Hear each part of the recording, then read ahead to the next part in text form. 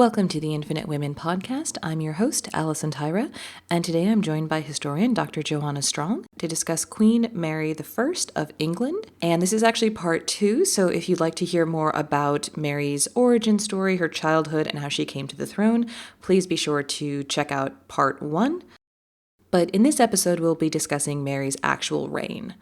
When she comes to the throne, we have gone from the very Protestant Edward to the very Catholic Mary. And obviously that leads to a lot of upheaval. Absolutely. It goes kind of from one religious context and environment to a very different one. And so there are a lot of similar issues, in a sense, that obviously England, since Henry VIII has broken with the church, has changed so much. And so as Mary comes to the throne, she, hopefully unsurprisingly to listeners, decides that she would like England to officially return to Catholicism. And so that's one of her first big moves and decisions. And how she frames this as she comes to the throne is that she doesn't necessarily want to make that massive decision right away. She wants to let people worship how their conscience dictates. And that kind of works for a little bit. And then there's a shift. And that shift comes as Philip II arrives to England to marry Mary. And that shift happens. Some would say it is a correlation. Some would say Philip coming is a causation. But wherever historians stand, into her reign, Mary officially puts through Parliament some acts, laws that will put basically older heresy laws into place. And so heresy at kind of the most non-theological definition is basically that you're going against what the official church says, or you're not believing something that the official church says is true. And in this case, for Mary, that means that if you are not a practicing Catholic, following what the Catholic Church says from Rome, from the Pope, then you are a heretic. And so this applies essentially to all Protestants because they are, by definition, protesting what the Roman Catholic Church is doing. And so as these laws come into place defining what a heretic is, they also define how that's going to be punished. And the traditional punishment for heresy is by burning. And so this is, as Mary is going into her reign, and as she gets to 1554, 1555, these laws are put back into place. And this is where we start to see some of the massive executions, massive in the sense not of numbers executed at once, but massive in the sense of these are some big names. Thomas Cranmer, who has played a massive part in the annulment of Henry VIII and Catherine of Aragon, is one of the people who falls victim to this. And he is executed. And I think that's one of the more questionable executions that Mary does. Again, obviously, the caveat, please do not burn people. It's not how we do it in 2023. But at the time, this was the usual way of punishing heretic. Well, as you said, it sounds like she didn't write these laws. They were something that had existed, had fallen out of favor, and she brought them back. But I do agree, Cranmer sounds like a personal vendetta. Not that I particularly blame her for that one, but these weren't something where she just out of the blue went from 0 to 60 on the tolerance to burning people scale. No, completely. So these heresy laws, and again, I do have to say, I agree with you about Cranmer. It it's one of the ones where people go kind of, how do you justify this? And I go, I really have no way to justify that. Well, okay. Um, Well, no, okay. To be fair, if we are arguing that, you know, we are punishing heresy, we are punishing people who went against the Catholic Church.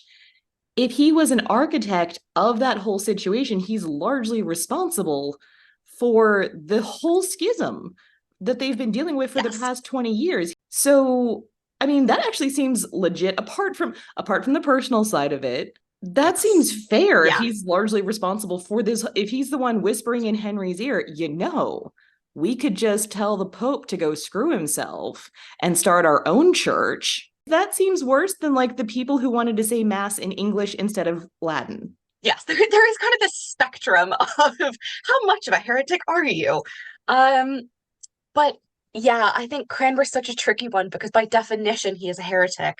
But it is, I I do have to say this against Mary. It is somewhat suspicious timing that she waits until the heresy laws come into place for her to punish him. Um, but yes, that's all But a whole debate.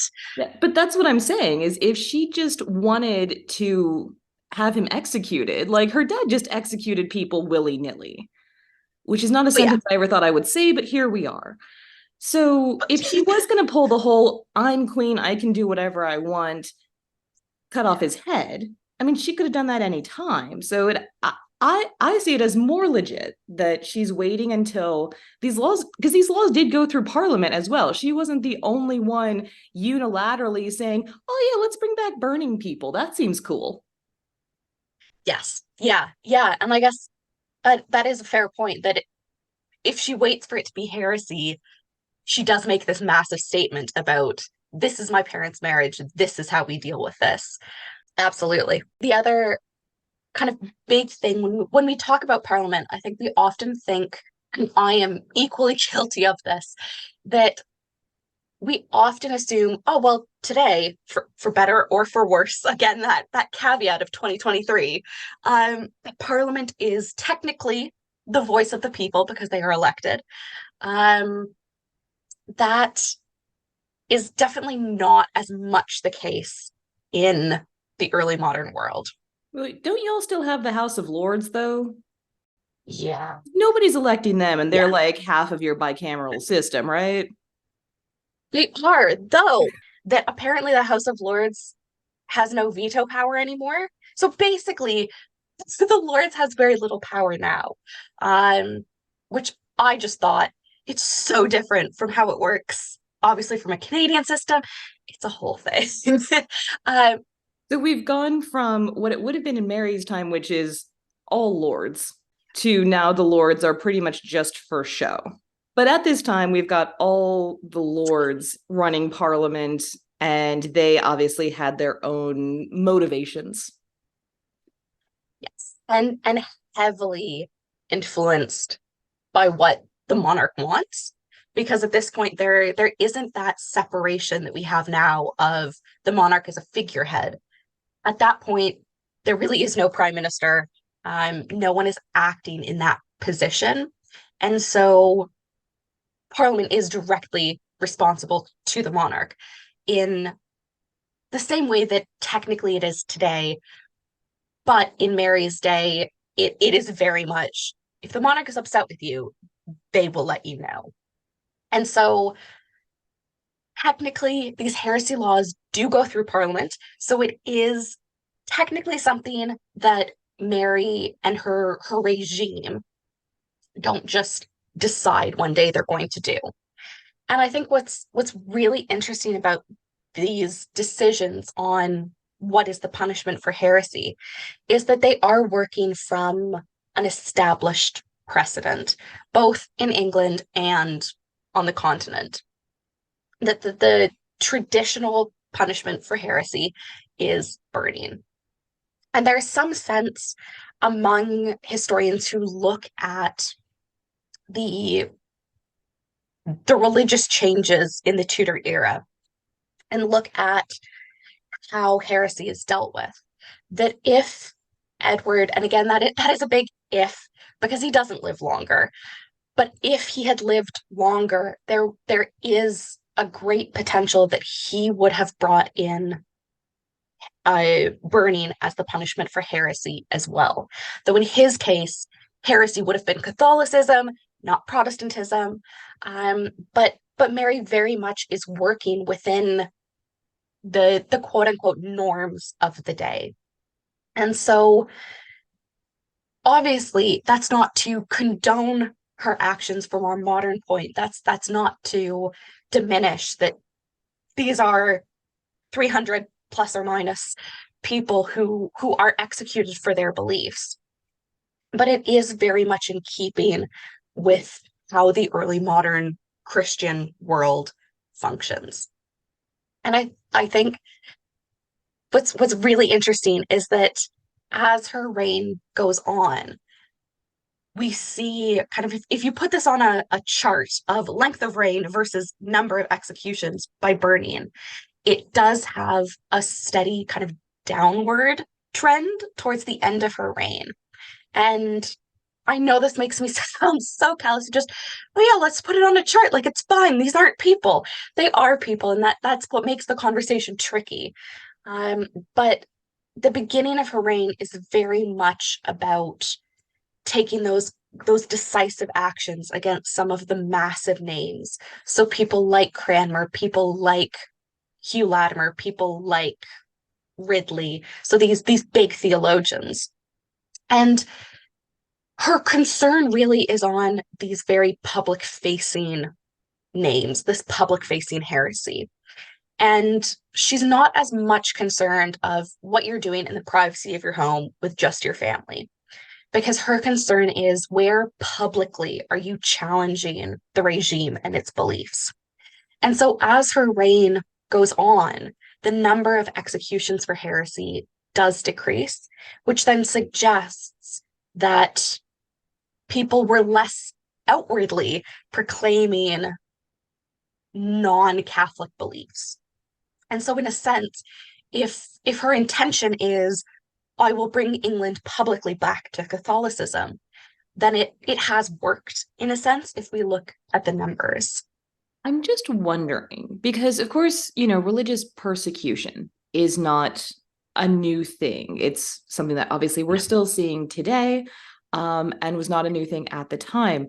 And I can see, for example, Jewish people wanting to continue practicing their religion in secret because that is their heritage, that is their culture, that is this deeply embedded lifestyle. Where I'm getting confused is this particular brand of Protestantism. Like, obviously, there were larger Reformation efforts going on elsewhere, but the Church of England had only existed for like 20 years. Why were people so devoted to it? I think part of it is, especially if we're looking at the aristocracy, if we're looking at people who have gained from the Reformation, it it becomes, not to say that personal belief is no part of it, but it does come to have an economic value in a sense, because as Henry breaks from the Roman Catholic Church and starts dissolving monasteries, so that official taking church land and property buildings, religious orders, taking them away from the church and basically going, you're no longer a nun, you're no longer a brother in an order, you're just an average person. And as those institutions move away from the church and into private hands, if you're a lord who owns a former monastery, you're not going to want to give that back because it's making you a ton of money. It is the strategy of rewarding people who are following Henry by giving them former church property. And so part of it is financial. And I think part of it is, it's hard to say in the record how much the average person actually changes as religion changes, because for the most part, unless they do something horrifically kind of wrong in the eyes of the law at the time, we often see very little of an individual's life. And so it is hard to say how many people in Edward's reign are just publicly conforming and are going like, well, this isn't how it was yesterday. And so when Mary comes to the throne, how many of them go, oh, I know this. Like this is what I grew up. Um, so it is complicated. So, two thoughts there. First, and we sort of touched on this when we were talking about Mary as a princess, and that was that most people in the country at the time were never going to see the king. They were very much, my lord is the guy in charge. That's who I owe my allegiance to. And so if your lord says this, then you, as the average person, regardless of what the king or queen is saying, because you've never met that person, but Lord such and such says this is how we're doing things. And so you just believe him. And the second thing that occurred to me as you were speaking was that, did Mary ever try to take back the monasteries and the nunneries and the riches? Because the Catholic Church is rich. Like today, back then, like that was the whole point. Like clearly Henry was using the carrot where Mary went with the stick. But so Yes. was Mary actually trying to reclaim that, or were they just paranoid that she was going to? So that is one of the really interesting things about Marian Catholicism in England is that officially it returns to Rome. It officially goes back to the Pope as the head of the church instead of the monarch. But Mary never tries to take back that church land because, to start with, it just logistically is an impossible task because a lot of it, that some buildings are completely destroyed. Um, Most buildings have been completely reconverted for private use. And so it just is an impossible task by the time she gets to the throne to take that land away from nobles who have it. And she needs them on her side.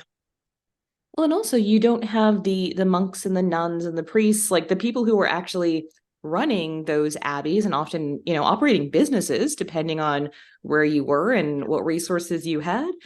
A lot of them were self-supporting because they had their own side gig going on.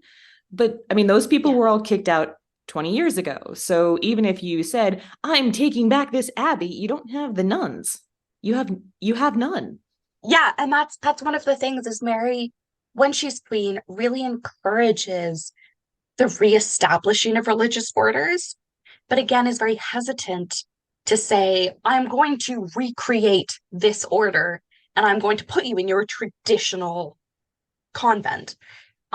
Because she'd have to anger whoever is currently holding that.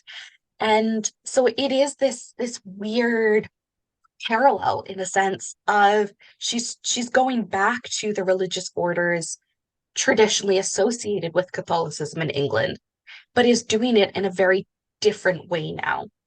And it's interesting looking at that because Mary is very much on the forefront of what 20, 30 years down the road they would acknowledge and recognize as the Council of Trent and as the Catholic Reformation, where the Catholic Church basically looks at itself and goes, okay, the Protestants aren't right, but there are some things we should be working on. And so she's very much at the forefront in England of going, okay, Catholicism looks different. We can't undo the Protestant Reformation, but how can we make it that there is a Catholic response to this and that the Catholic Church changes to stay relevant and current and something that the people want to be part of. And I think that's again another really interesting bit that I think a lot less so in the academic world now, but very much so in TV representations and in a lot of the books aimed at more public audiences, it's really hard to create that nuance that the Catholic Church that Mary wants is not simply kind of turning back the clock to 1520 when her parents are married and everything's fine. Everyone's Catholic, and England is actively outlawing anything that is Protestant. She's not trying to turn it back to the day when Henry is named defender of the Catholic faith. She's just trying to kind of bring it back officially and to go, okay, there are some things we can't change, but what are the things that fundamentally a Catholic Church needs to have? And those are the things that she tries to re-implement. Probably because a lot of media has really depicted her as a villain.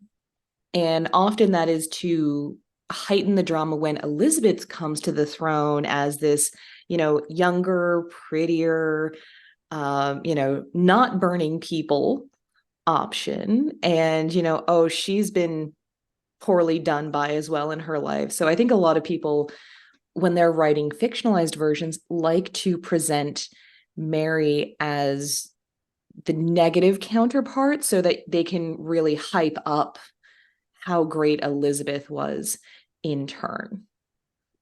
Absolutely, absolutely. And I think so much of the time in fiction, whether that's in books, in TV shows, in movies, you want to have that villain where they come on the scene and you go, oh, they're back.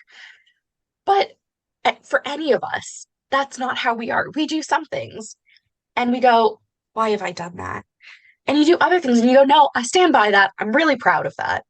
And I think it, as you say, it becomes so easy when we're so used to this narrative that Elizabeth is so tolerant and she just accepts everyone and, do what you want to do, but just don't challenge me.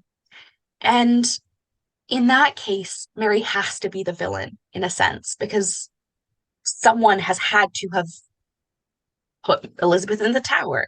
And so who easier to put that on than Mary, even though she's making this decision for the continuity of her part of the dynasty. And it very much then becomes in the dominant historical narrative, it very much becomes this idea that Elizabeth is the greatest, is the best. How are we going to top her?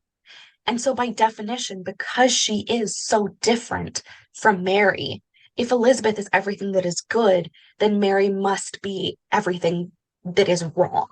And so this is kind of where we see the historical narrative, especially, and then that influences this more public narrative.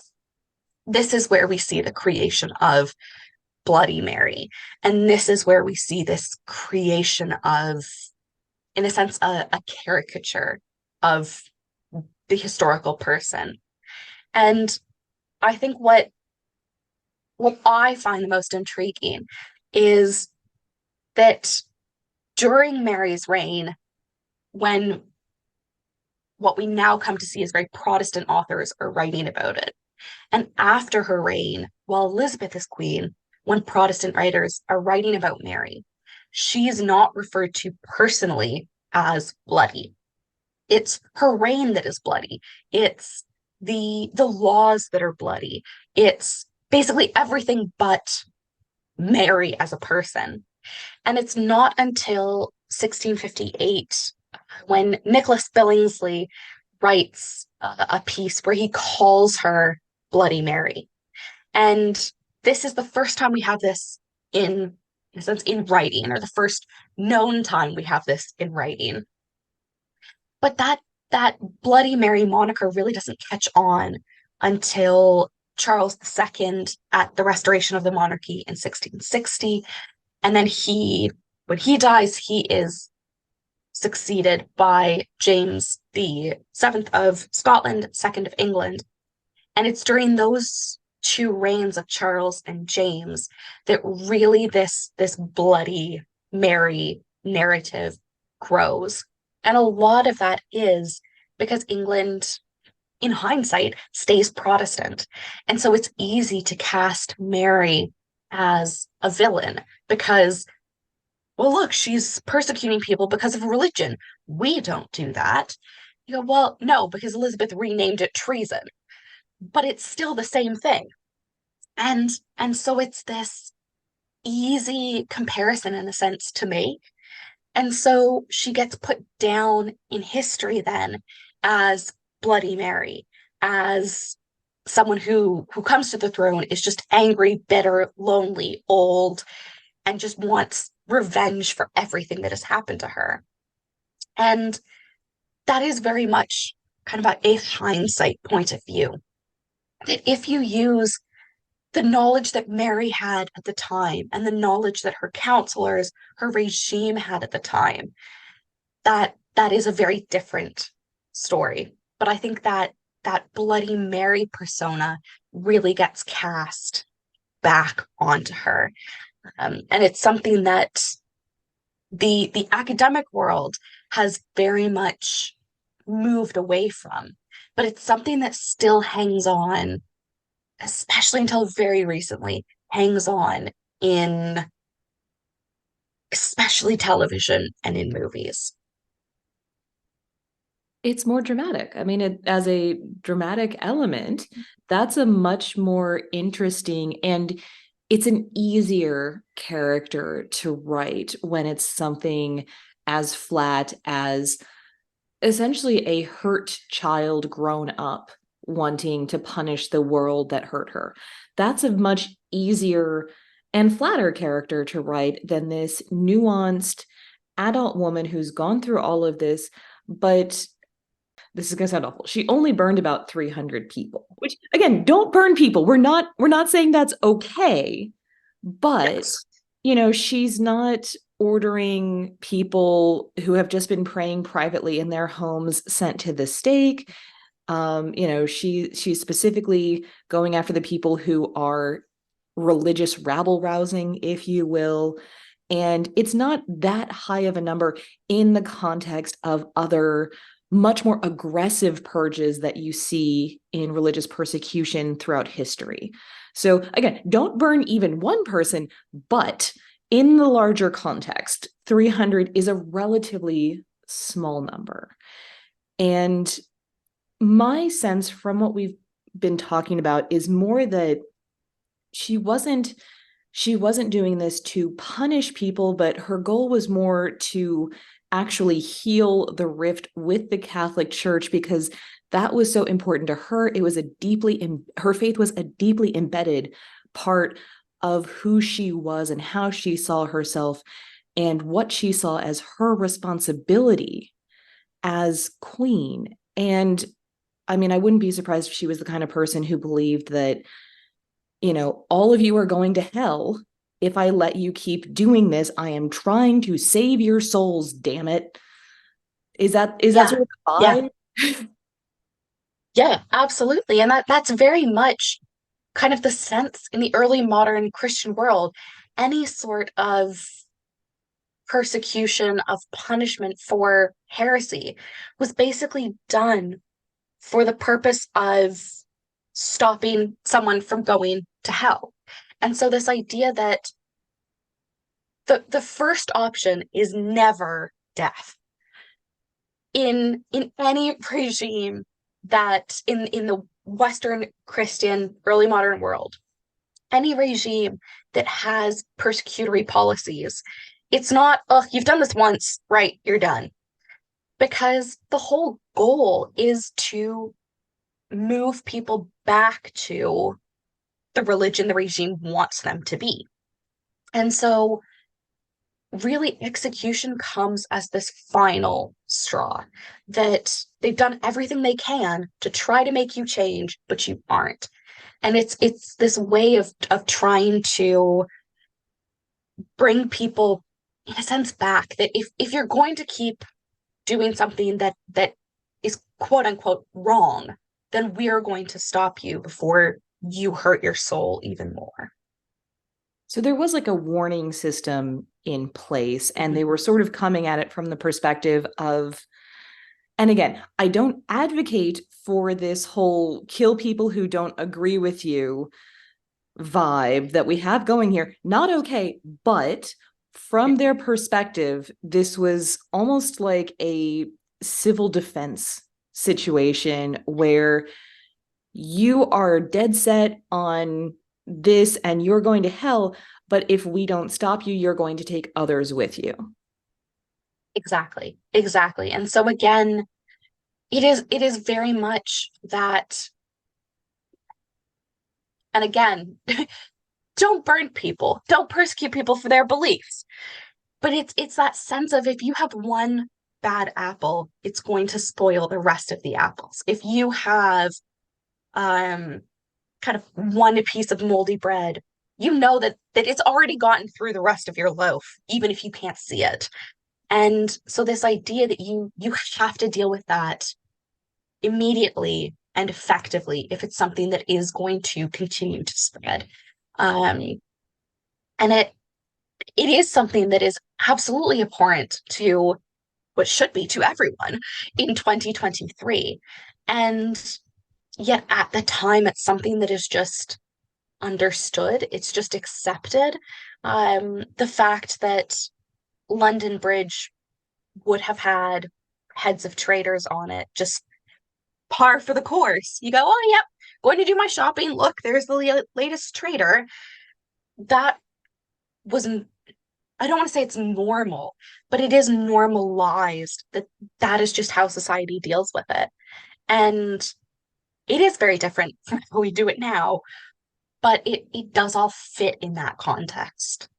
A big part of why there was this shift into actually punishing heresy was Philip. So Philip is, when he is being proposed to Mary as a husband, is a prince. And he is a prince of Spain, of the Holy Roman Empire. And the Holy Roman Empire, for anyone who's unfamiliar, is essentially a group of different realms of kind of countries, nations. We wouldn't use the term then, but it's basically a bunch of different countries who come together and they all acknowledge the same ruler who is elected. And so it doesn't mean that those countries have any relationship with each other. They just all share the same ruler. So Philip, as he's being presented as a potential husband for Mary, is the most eligible bachelor in Europe at the time because he is the son of the Holy Roman Emperor. He stands to inherit quite a lot from his mother, from his father. He stands to inherit basically half the world because Spain has a massive empire at this point. And so, of course, Mary's going to look at him and go, "Oh yeah, that's family. I know them, not personally, but it's that tie again through her mother." And Well, if you're getting married, why would you not pick the most eligible bachelor? and so just to clarify, anyone who doesn't have the Tudors memorized, Catherine of Aragon was a princess of Spain before she came to England and married. So when we say their family, not in a creepy way, certainly by European royal standards, there was way more closer inbreeding going on. So like a second cousin is pretty. Do you even need a papal dispensation for that? Like No. you're practically not even related. Nope. Yeah. Exactly. Exactly. So it's not close enough to necessarily be creepy by the standards that we're measuring by, but she does have that emotional connection because she was very close with her mother. I don't think she'd ever been to Spain, but she may have had this sort of idealized version of, this lovely Mediterranean country where it's not raining and cold all the time, and the beautiful palaces and everything. And so I wouldn't be surprised if she had some of that sort of secondhand nostalgia that she'd gotten from her mother. Yeah. Yeah, completely. And Spain has also been, and Charles V especially, who is the nephew of Catherine of Aragon. And Charles V historically had and his ambassadors had really made it a point that they needed to protect Mary. And so there is, in a sense, that historical loyalty that basically they've looked out for her, they've protected her, they've wanted to keep her safe and in line for the throne. And so it then, in a sense, when she comes to the throne and is looking for a husband, it's natural that she would look to Spain as a country, as an empire, as a set of realms and family who had supported her.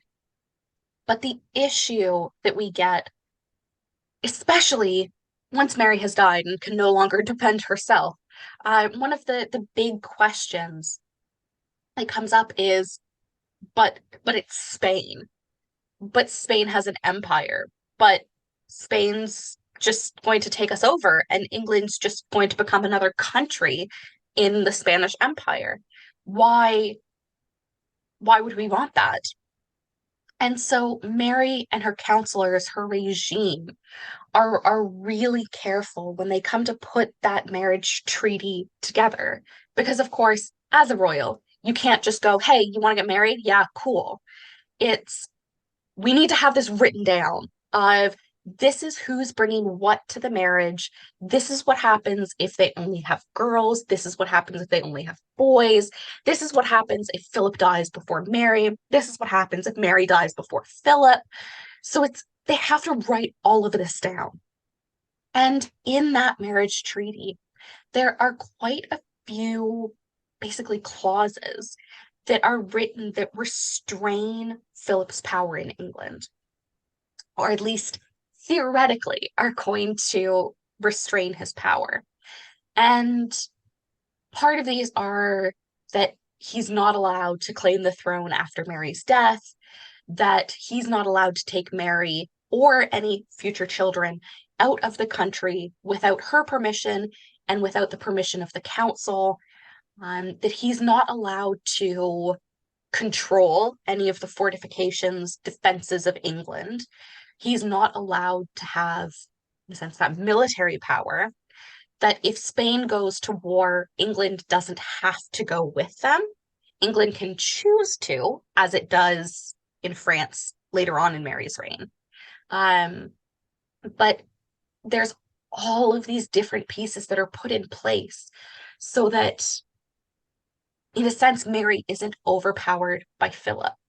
And that is a really big fear at the time because the understanding of biological sex and of their understandings of gender was that because of what biologically what sex you were, that defined the roles you had.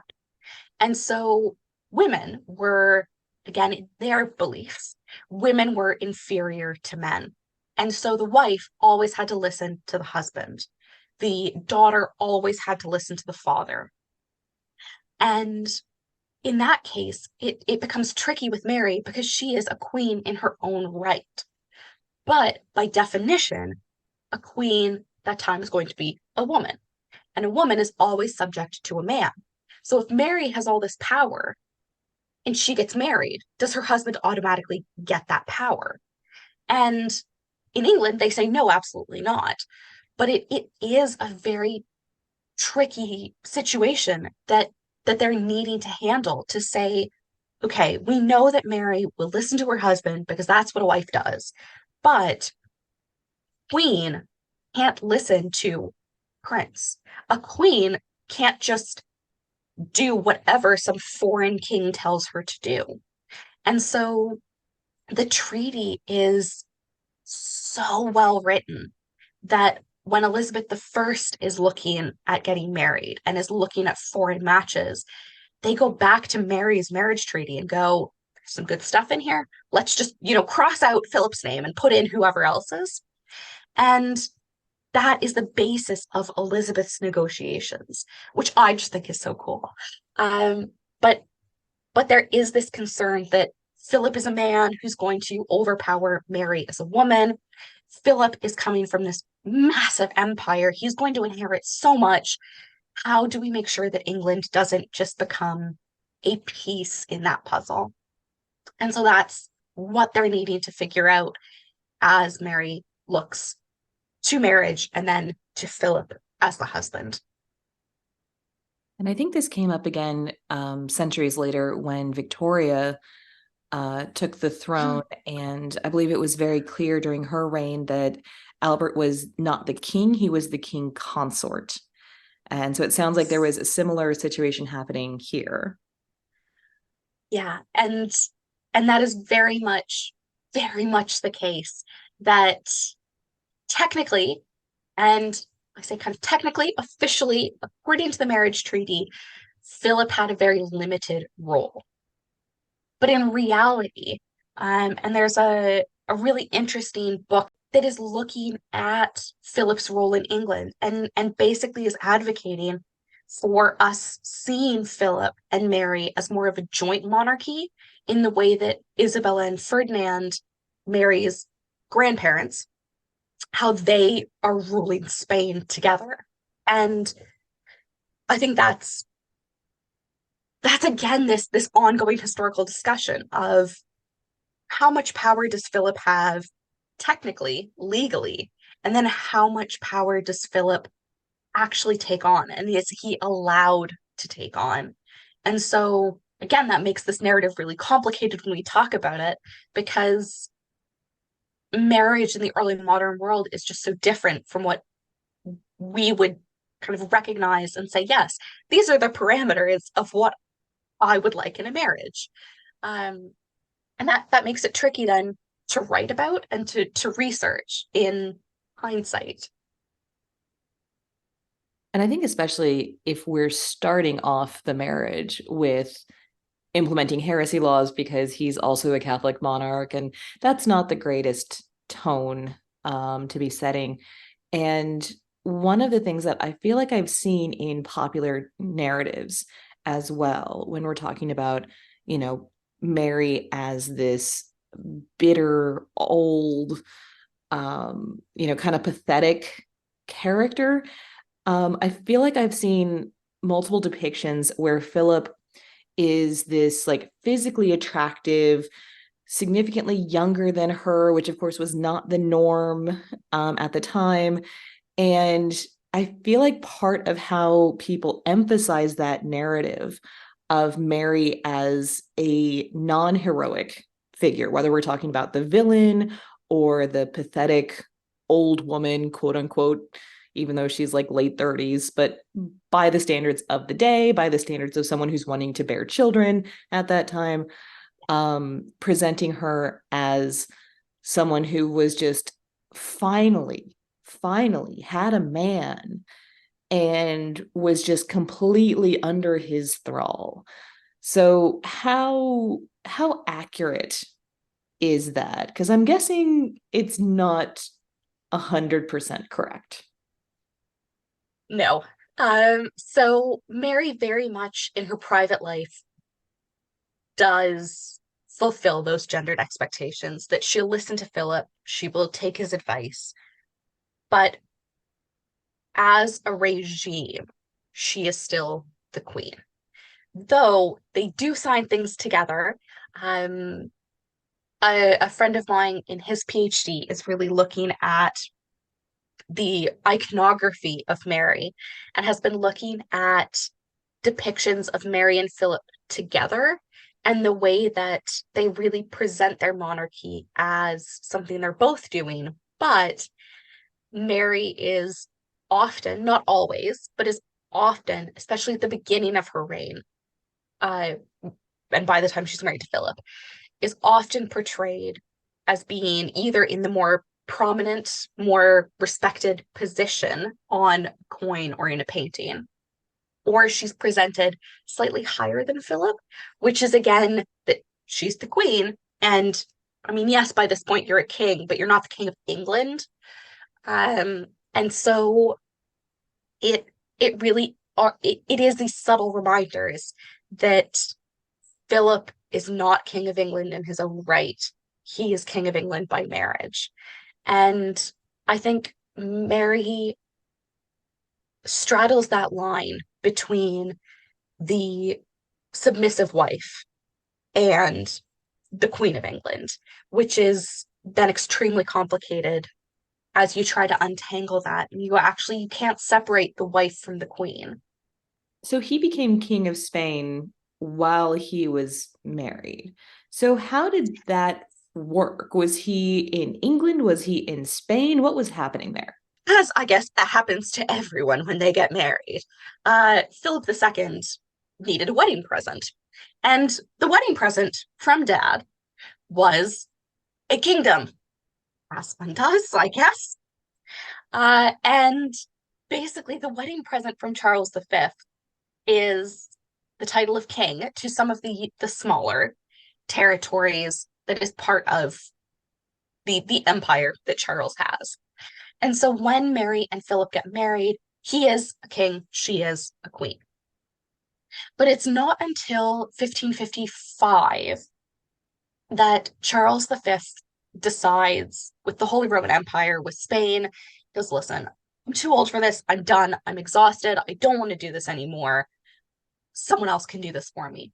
And he abdicates. And it's at this point that Philip becomes the king of Spain, and Mary becomes his queen consort to all of these territories.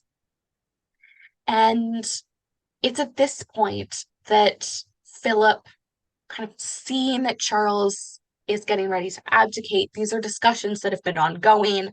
It would not have been a shock to Philip that all of a sudden, oh, like where does dad go? These would have been discussions they were having. And so Philip leaves England because he logistically has to be in Spain. He has to be in this empire that he is now needing to secure as its ruler. And so that often, or traditionally, has been seen as, oh, well, Philip was some young, hot guy who just didn't want to be with his wife. And so he just goes off and he just abandons her.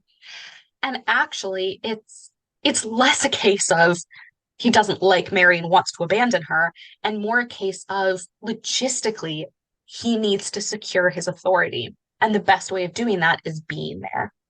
And so it does change their relationship, I think, because now all of a sudden he has so much more that he needs to be doing. And that then again makes it complicated for Mary because one of her big jobs as a woman, as a wife, as a queen, is she has to give birth to an heir. And how do you do that legitimately if your husband is not in the country?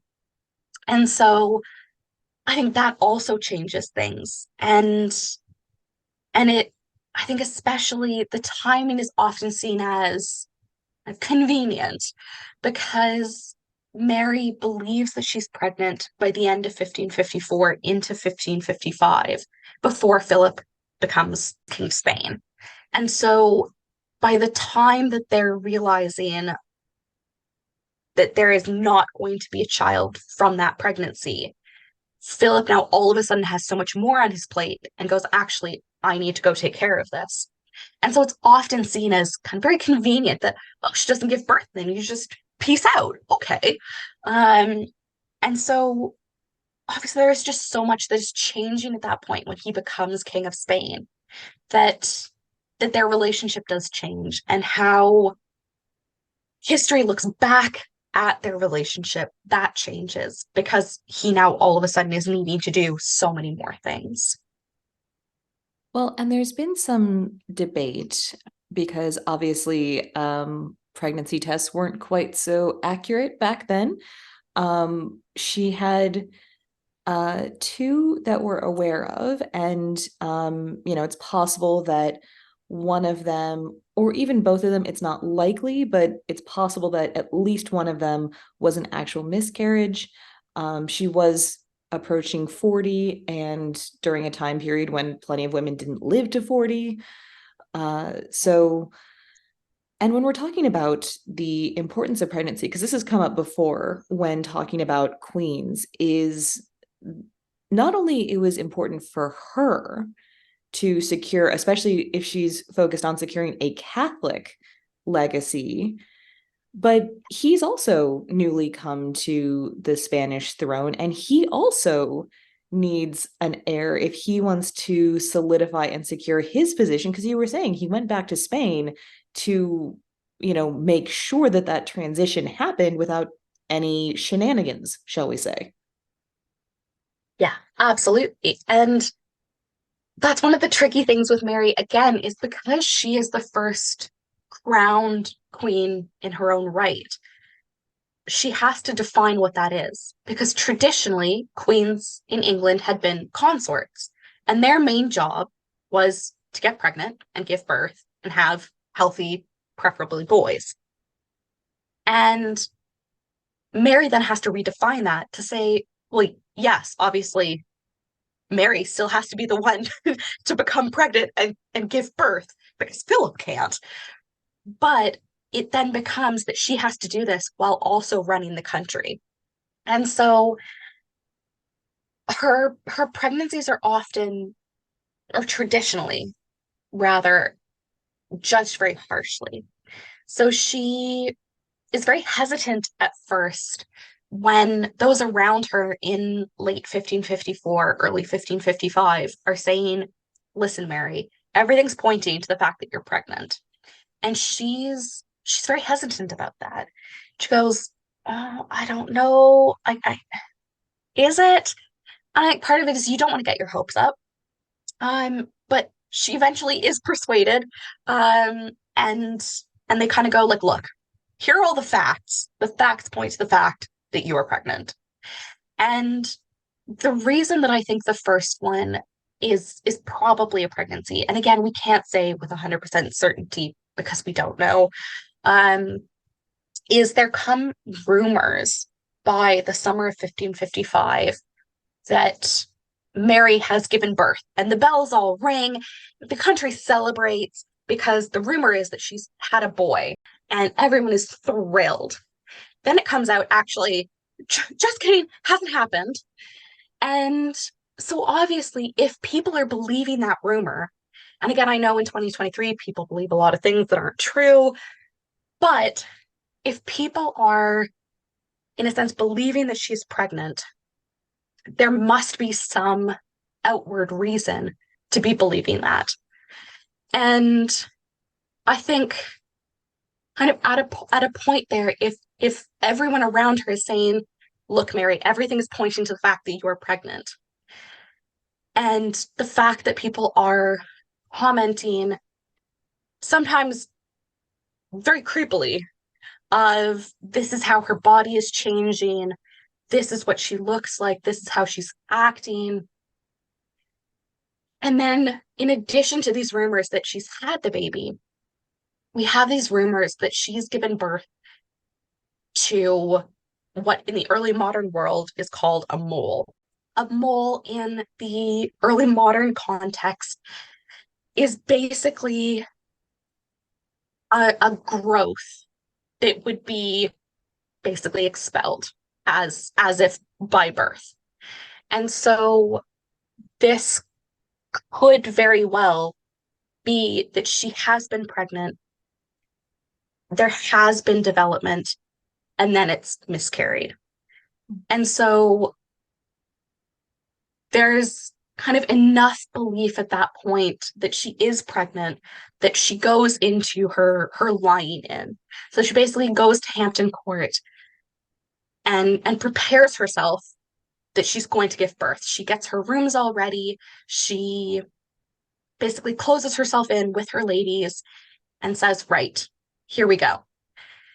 And then it doesn't happen, it doesn't happen, it doesn't happen. And eventually they just move palaces instead of making this official announcement.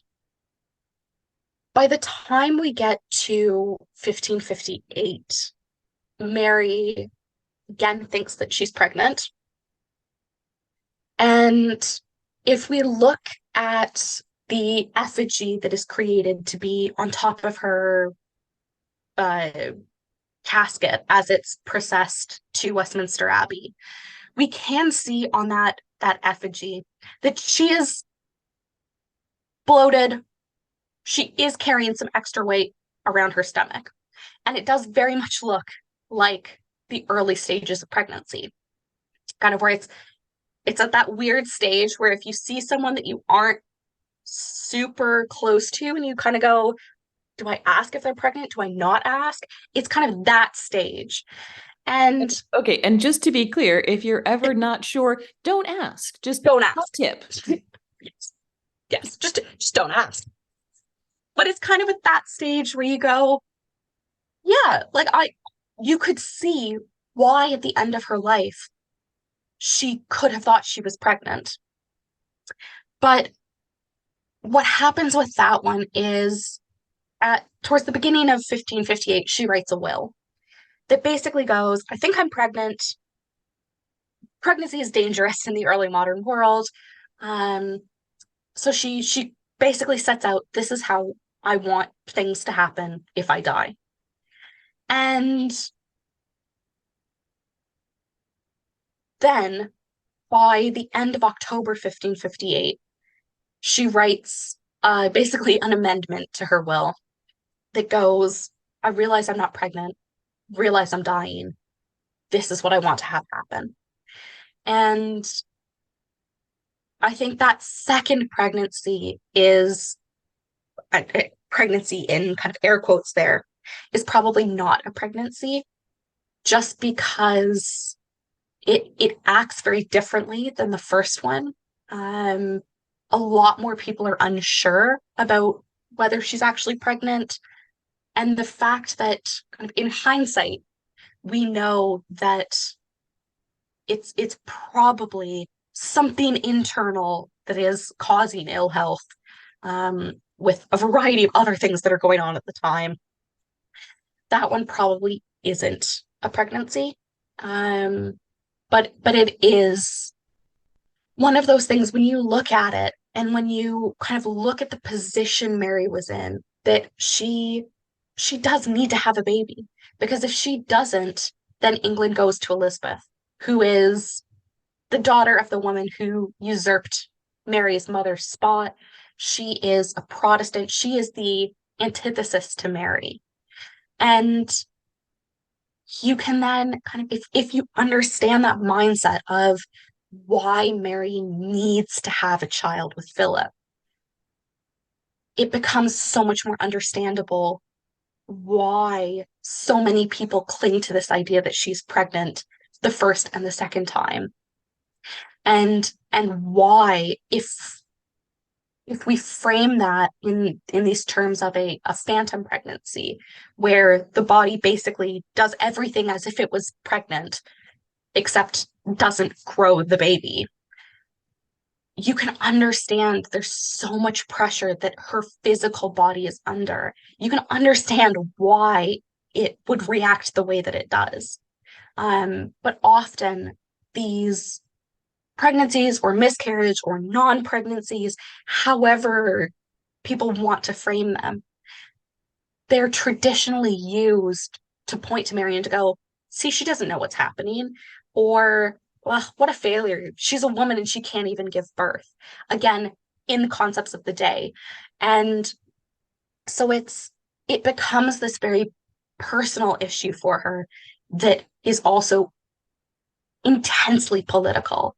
And so it's, in a sense, weaponized against her, and really leads to this creation of the idea that, what good is a queen if she can't secure the dynasty, if she can't give birth?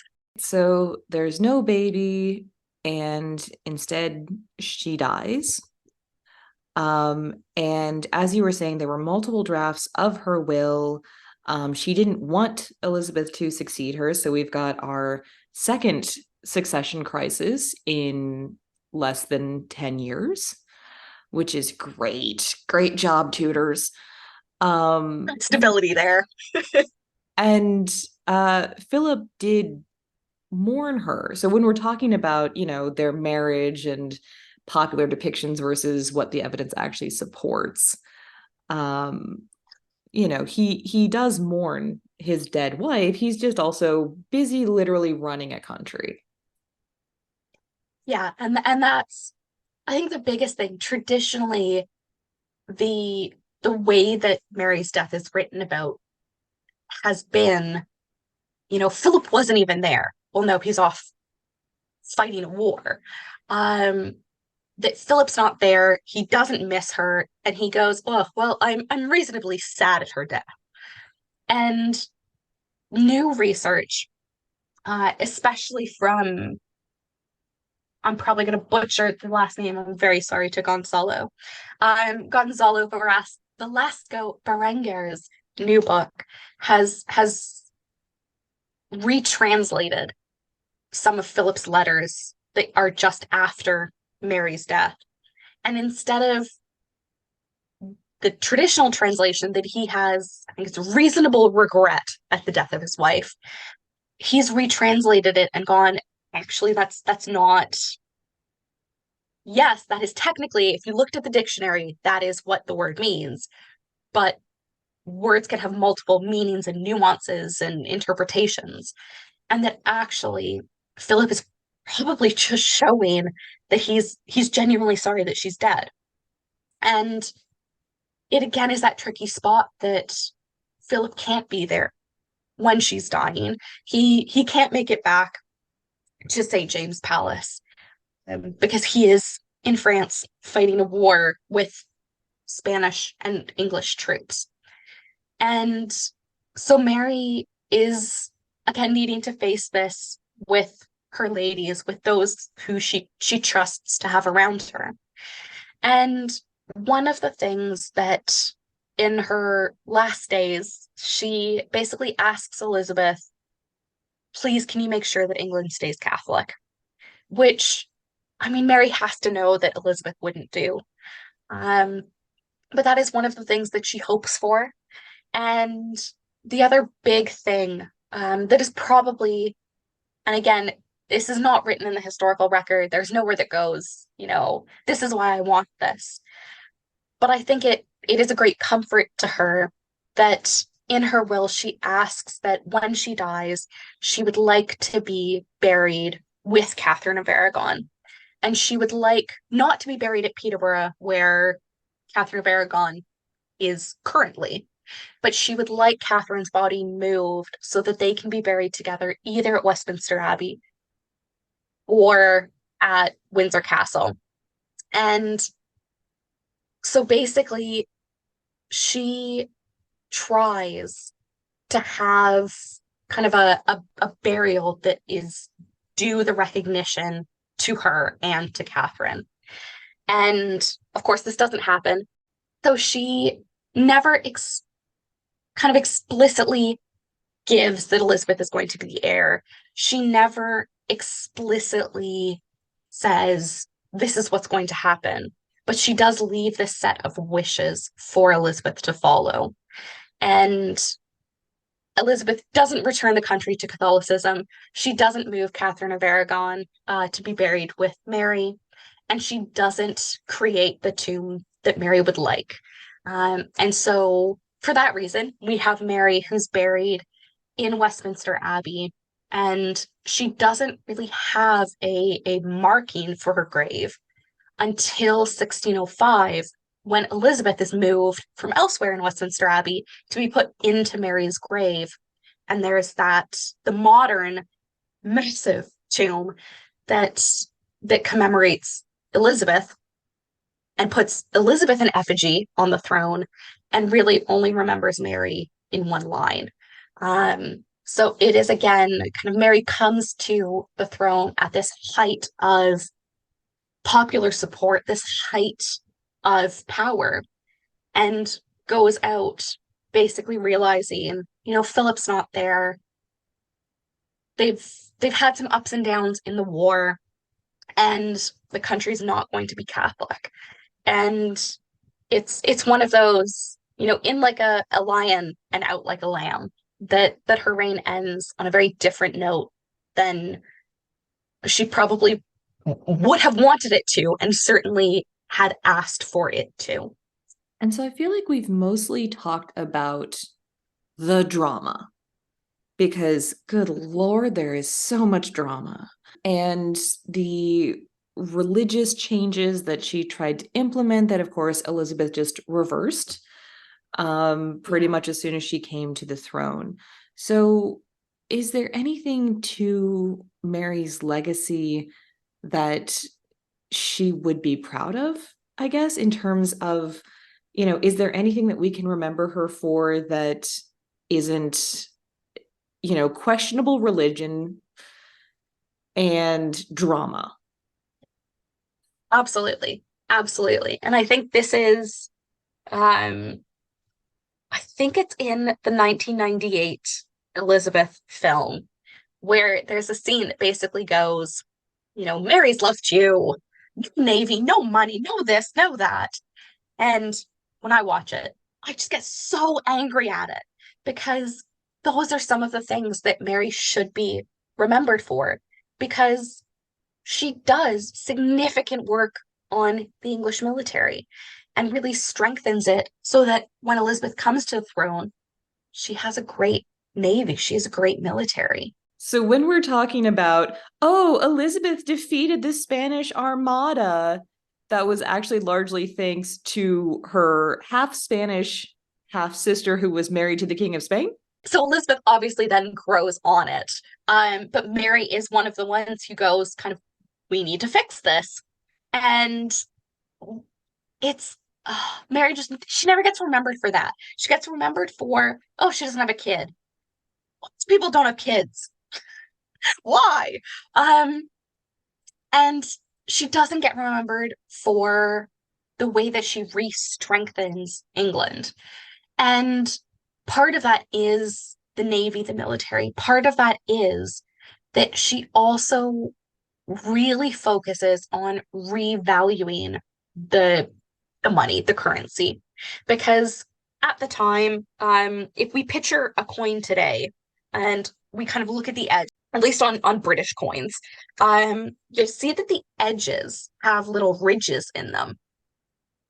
That didn't used to be the case. It used to be that money was basically smooth all the way around the edges. And so if you had a coin, we'll say if you had a 10 pence piece, which is not the money that used at the time, but just for ease of explanation, a 10-piece coin would have been made with 10 pence worth of material. So whether that's silver, copper, gold, whatever, it was actually worth what it said it was worth. And so a way for you to make a little bit of extra money is if you basically took scissors and clipped the edges off of the coin still on the surface says that it's 10 pence, but it isn't actually anymore. And so Mary, as part of what she does in power, is she looks at this and goes, listen, our currency is not worth what it says on the face of our coins because people have been clipping the edges. And so she basically does a massive campaign going, okay, bring your money to me and I will give you different money so that they can, in a sense, revalue currency, that they can say, yes, if it's 10p, if it's 50p, if it's a pound, that is actually what it's worth. And this massively stabilizes the economy, massively stabilizes England as an economic force. And I don't think Mary gets enough credit for that. That this is something that Henry VIII struggles with. This is kind of a massive issue for the Tudors. And Mary effectively puts a solution in place, but then is never credited with it because the religious persecution overshadows it. And again, not to condone it, but to say that there are parts of Mary that are negative, and there are parts of her reign that are very difficult for us in 2023 to understand. But there are also parts of her reign where she was an absolute powerhouse. She looked at the issues and went, here's how we're going to fix it. And I think she deserves more credit for some of that than she gets. Join us next time on the Infinite Women podcast, and remember, well-behaved women rarely make history.